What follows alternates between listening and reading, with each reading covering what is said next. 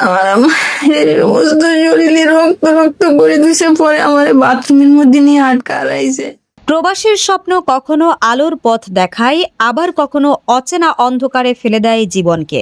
6 মাস সৌদিতে কাজ করেছি, আমি সব কাজ কাম জানি। আমি এই জায়গায় 5 মাস ধরেতে কাজ করতেছি। আমি প্রতিনিয়ত মালিকের অত্যাচার সহ্য করে করে এই পর্যন্ত 5 মাস হলো আসলাম। তবুও সব অন্ধকারের শেষেই যদি জ্বলে ওঠে আশার প্রদীপ, তবে সেই আলোয় হয়ে ওঠে নতুন করে বেঁচে থাকার সাহস। কুয়েতে মানবিক সংকটে পড়া বাংলাদেশি নারী গৃহকর্মী আমেনা খাতুনকে উদ্ধার করেছে কুয়েতস্থ বাংলাদেশ দূতাবাস।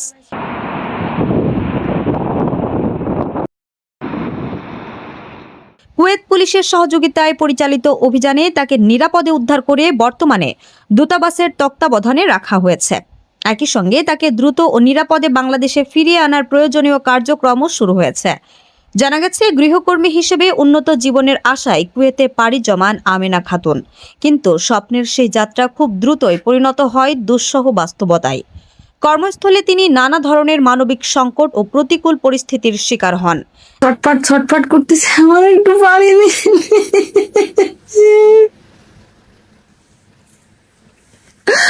আমি বলেছি কি, আমার একটু পানি খাবো, আমার একটু পানি দিন, আমার বাথরুমের মধ্যে আটকে রয়েছে।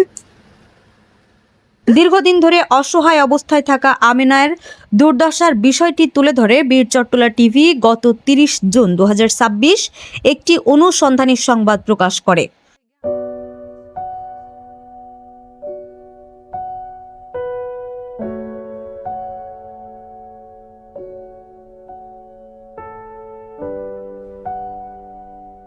পাশাপাশি বাংলাদেশ সরকারের সংশ্লিষ্ট মন্ত্রণালয় এবং কুয়েতস্থ বাংলাদেশ দূতাবাসের দৃষ্টি আকর্ষণে বিভিন্ন উদ্যোগ গ্রহণ করা হয়। সংবাদটি প্রকাশের পর বিষয়টি দূতাবাসের নজরে আসে। এরপর দ্রুত পদক্ষেপ গ্রহণ করে কুয়েত পুলিশের সহায়তায় 1 জুলাই আমেনা খাতুনকে উদ্ধার করা হয়। তার শারীরিক ও মানসিক নিরাপত্তা নিশ্চিত করে বর্তমানে দূতাবাসের নিরাপদ আশ্রয়ে রাখা হয়েছে।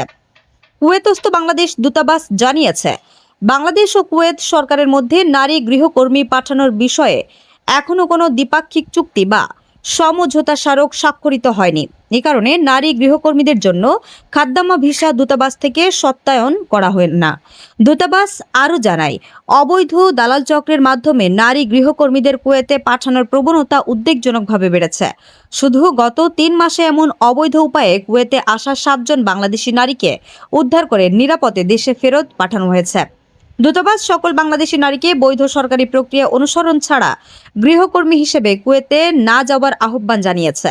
একই সঙ্গে অবৈধ দালাল চক্রের প্রলোভনে পা না দেওয়ার এবং এ ধরনের চক্র সম্পর্কে কোনো তথ্য জানা থাকলে দ্রুত বাংলাদেশ দূতাবাস অথবা সংশ্লিষ্ট আইন শৃঙ্খলা রক্ষাকারী বাহিনীকে অবহিত করার অনুরোধ জানানো হয়েছে।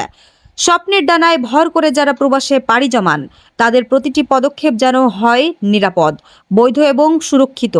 এটাই হোক সবার প্রত্যাশা, কারণ সচেতনতার আলোয় পারে প্রতারণার অন্ধকার ভেদ করে অসংখ্য জীবনের গল্পকে নতুন করে লিখতে। HM Expert B500 CWR স্বাধীনতার সুবর্ণ জয়ন্তীতে নতুন বাংলাদেশ গড়ার প্রত্যয়। HM Steel। আমার বাচ্চা আছে, আমার মাইরেই ফেলাম তো দিনকে। বৃহস্পতিবারের সন্ধ্যায় 6টার দিকে, প্লিজ দয়া করে আমাকে উদ্ধার করুন, আমাকে বাঁচান, প্লিজ প্লিজ।